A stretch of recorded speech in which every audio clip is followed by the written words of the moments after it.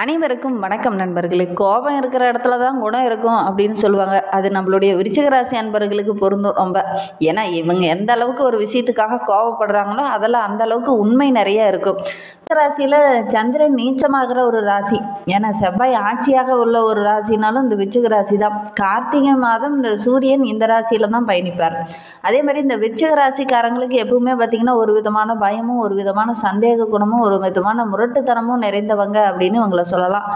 அன்பு செலுத்தும் விதத்தில் கூட எந்த அளவுக்கு ஒருத்தர்கிட்ட அன்பு செலுத்துகிறாங்களோ அந்த அளவுக்கு அவங்க கிட்ட பகை பாராட்டுவதிலையும் ரொம்ப உச்சத்துக்கே செல்வாங்க இந்த விருச்சிகராசி அன்பர்கள் அப்படின்னு சொல்லலாம். ஏன்னா ஒவ்வொரு விஷயத்துக்கும் பார்த்திங்கன்னா ரொம்ப அன்பானவங்களாக இருப்பாங்க. உண்மையாக வெளிப்படையாக பேசக்கூடியவங்க அப்படின்னா இந்த விருச்சிகராசி அன்பர்களை சொல்லலாம்.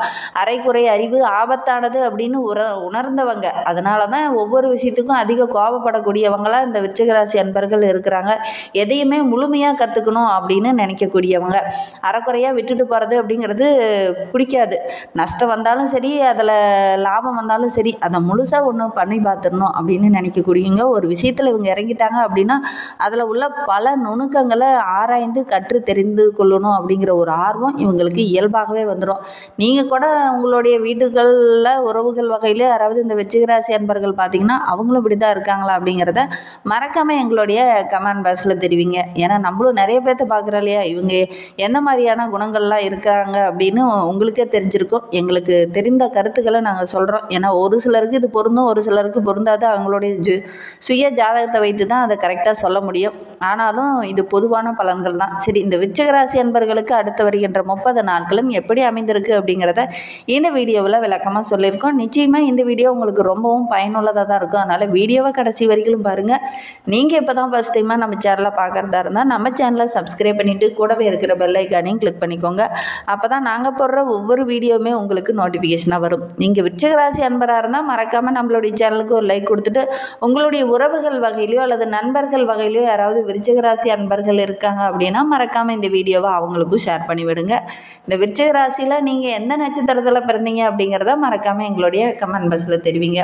மேலே எடுக்கப்பட்ட ஒரு வீடியோ எங்கேருந்து எடுக்கப்பட்டாங்கன்னா, ஒரு நரசிம்மர் ஆலயத்தில் கும்பாபிஷேகம் செய்யப்பட்ட பொழுது எடுக்கப்பட்ட ஒரு அற்புதமான வீடியோ காட்சி. உங்களுக்கு நரசிம்மரை ரொம்ப பிடிக்கும் அப்படின்னா நரசிம்மருக்கு போற்றி போற்றி அப்படின்னு சொல்லி மறக்காமல் 3 டைம் எங்களுடைய கமெண்ட் பாக்ஸில் தெரிவிங்க. இது சேலம் மாவட்டத்தில் நங்கவள்ளி என்ற கிராமத்தில் இந்த ஆலயம் அமைந்திருக்கு. ரொம்ப பழமையான கோவில். ஆண்டுகளுக்கு முன்பு கட்டப்பட்ட ரொம்ப பழமையான நரசிம்மர் ஆலயம்னா இந்த நரசிம்மர் ஆலயத்தை சொல்லலாம். இந்த கோவிலில் போய் வழிபட்டிங்கன்னா நிறைய நன்மைகள் கிடைக்கும். அதுவும் குறிப்பாக வேலை இல்லாதவங்க போய் வேலை கிடைக்கணும் அப்படின்னு சனிக்கிழமை தோறும் நரசிம்மரை வழிபட்டிங்கன்னா கூடிய விரைவில் நல்ல ஒரு வேலை கிடைக்கும். அது மட்டுமல்ல, நிறைய குழந்தை பேர் இல்லாதவங்க, திருமண தடை இருக்கிறவங்க எல்லாருமே இந்த ஆலயத்தில் வந்து வழிபட்டிங்கன்னா இதெல்லாம் நிவர்த்தியாகும். சரி, நம்மளுடைய விருச்சிகராசி அன்பர்களுக்கு அடுத்து வருகின்ற 30 நாட்களும் எப்படி அமைந்திருக்கு அப்படிங்கிறத பார்க்கலாம். உங்களுக்கு ஜோதிட ரீதியாக ஏதாவது சந்தேகம் இருக்குது அப்படின்னா டிஸ்கிரிப்ஷனில் ஜோதிடரோட வாட்ஸ்அப் நம்பர் கொடுக்கப்பட்டிருக்கு. அந்த நம்பருக்கு கால் பண்ணி முன்பதிவு செய்துக்கோங்க. உங்களுடைய சந்தேகங்களுக்கு நல்ல ஒரு தீர்வு கிடைக்கும். இந்த விருச்சிகராசி அன்பர்கள் அடுத்து வருகின்ற 30 நாளும் நீங்கள் கொடுத்த வேலையை கணக்கச்சிதமாக முடிக்கக்கூடிய ஒரு ஆள் அப்படின்னு எல்லாருக்கும் ரொம்ப தெரியும். ஆனால் இந்த மாதத்தை பொறுத்த வரைக்கும் அதில் ரொம்ப சிறந்து விளங்க போகிறீங்க. ஏன்னா கொடுக்குற வேலையை அப்படி சிறப்பாக செய்து முடிப்பீங்க. அதனால் மற்றவங்களுடைய பாராட்டு கிடைக்கும். நினைத்ததை சாதிக்கக்கூடிய ஒரு மாதமாகவும் இந்த விருச்சிகராசி அன்பர்களுக்கு இந்த மாதம் அமைந்திருக்கு அப்படின்னே சொல்லலாம். எதிர்பாராத அளவுக்கு நிறைய பணவரத்து இந்த மாதத்தில் வந்து சேரும். உங்களுடைய ராசியில் இருக்கும் வக்கரக சனியால் மனதில் கொஞ்சம் நிம்மதி குறையிற மாதிரி இருக்கும். வேலை பளு கொஞ்சம் அதிகமாக இருக்கும். நைட்டு பகலாக வேலை செய்யக்கூடிய ஒரு சூழ்நிலை இந்த விருச்சிகராசி அன்பர்களுக்கு இந்த மாதத்தில் ஏற்படும். அதனால் உடல் ஆரோக்கியத்தில் சின்ன சின்ன பிரச்சனைகள் வரக்கூடிய ஒரு சூழ்நிலை இருக்குது. வீண் பிரச்சனை வரக்கூடிய ஒரு சூழ்நிலையும் இருக்குது. கொஞ்சம் கவனமாக சிந்தித்து செயல்பட்டிங்கன்னா எந்த ஒரு வீண் பிரச்சனையும் வராது. கொஞ்சம் கவனமாக இருந்துக்கோங்க. வீண் வாக்குவாதத்தில் ஈடுபட வேண்டாம். கொஞ்சம் அனுசரித்து நிதானமாக யோசித்து செயல்படுங்க. கரெக்டாக இந்த மாதம் உங்களுக்கு சிறப்பாக அமையும்.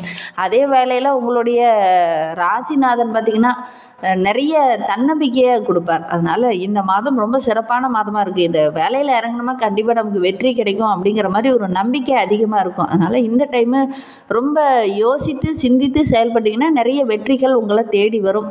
எதிர்பார்த்த அளவுக்கு உதவிகளும் இந்த மாதத்தில் கிடைக்கும். எந்த காரியமே ஆராய்ந்து செயல்படுறது கொஞ்சம் நல்லது. தொழில் ஸ்தானாதிபதி சூரியன் அவரது ஸ்தானத்தை அவரே பார்ப்பதனால ரொம்ப யோகமான மாதமாக இந்த மாதம் அமைந்திருக்கு அப்படின்னே சொல்லலாம். தொழில் வியாபாரத்தில் பார்த்தீங்கன்னா கொஞ்சம் வீண் அலைச்சல் அதிகரித்தாலும் பண விரயமும் கொஞ்சம் ஏற்படக்கூடிய ஒரு சூழ்நிலை இருக்குது. புதிய ஆர்டர்கள் கிடைக்கிறதுல ரொம்ப சிரமப்பட்டு புதிய ஆர்டராக பிடிக்க வேண்டிய ஒரு சூழ்நிலை இந்த விருச்சிகராசி அன்பர்களுக்கு இந்த மாதத்தில் அமையும்.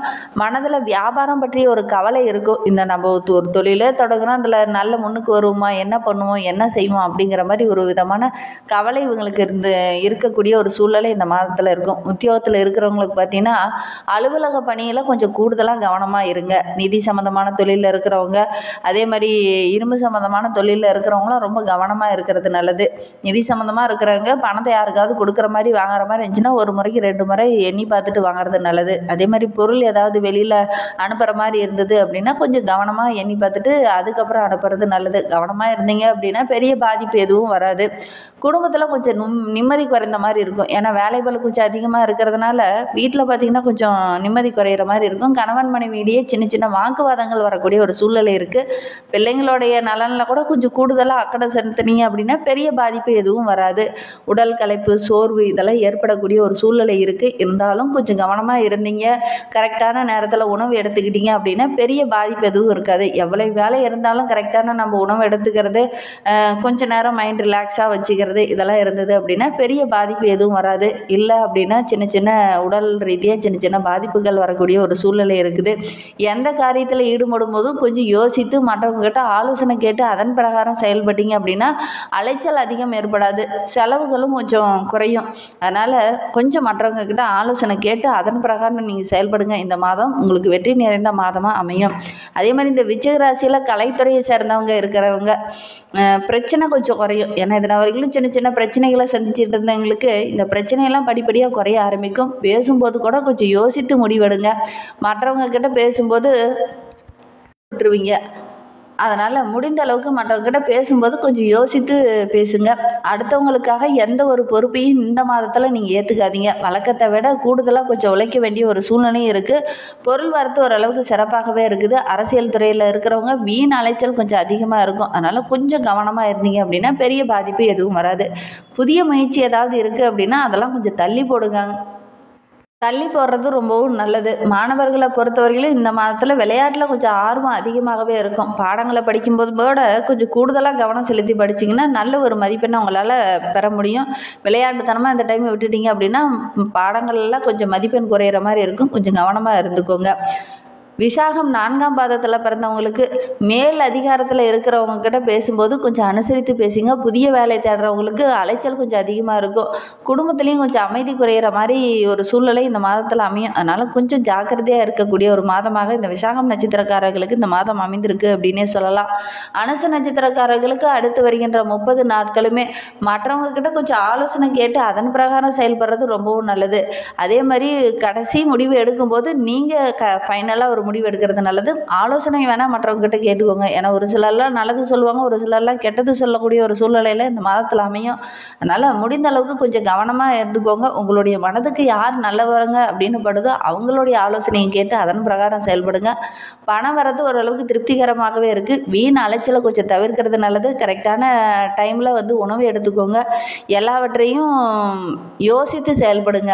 அதே மாதிரி ஏதாவது ஒரு புண்ணிய தலங்களுக்கு சென்றுட்டு வாங்க. நல்ல ஒரு மாற்றம் வரும். கேட்டை நட்சத்திரத்தில் பிறந்தவங்களுக்கு அடுத்து வருகின்ற 30 நாட்களுமே உங்களுடைய ஆன்மீக எண்ணம் அதிகமாக இருக்கும். உங்களுடைய செயல் புகழ் இது எல்லாமே ரொம்ப வெற்றி பெறத்தை நோக்கி பயணிக்க போகிறீங்க அப்படின்னே சொல்லலாம். உங்களுடைய சொல் சிந்தனை எல்லாமே ஒரே மாதிரி இருக்க போகுது அப்படின்னே சொல்லலாம். ரொம்ப நம்பிக்கையாகவும் ரொம்ப திறமையாகவும் இந்த டைம் செயல்படுவீங்க. எதிர்பாராமல் சின்ன சின்ன திருப்பங்களை இந்த மாதத்தில் நீங்கள் சந்திக்கக்கூடிய ஒரு யோகம்லாம் இருக்குது. அதே மாதிரி எங்கேயாவது வெளியில் ஒரு ஆன்மீக தலங்களுக்கோ அல்லது சுற்றுலா தலங்களுக்கோ சென்று வரக்கூடிய ஒரு யோகம்லாம் அந்த கேட்டை நட்சத்திரக்காரர்களுக்கு இந்த மாதத்தில் அமையும்.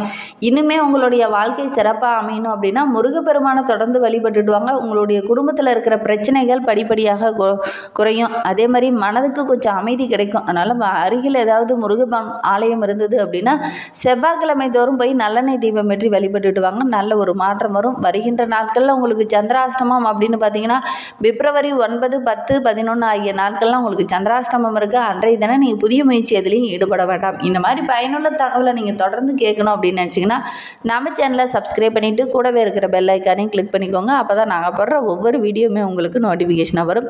நீங்கள் விருச்சிகராசி அன்பராக இருந்தால் மறக்காமல் நம்மளுடைய சேனலுக்கு ஒரு லைக் கொடுத்துட்டு உங்களுடைய உறவுகள் வகையில் யாராவது விருச்சிகராசி அன்பர்கள் இருக்காங்க அப்படின்னா மறக்காமல் இந்த வீடியோவை அவங்களுக்கும் ஷேர் பண்ணிவிடுங்க. தேங்க்யூ.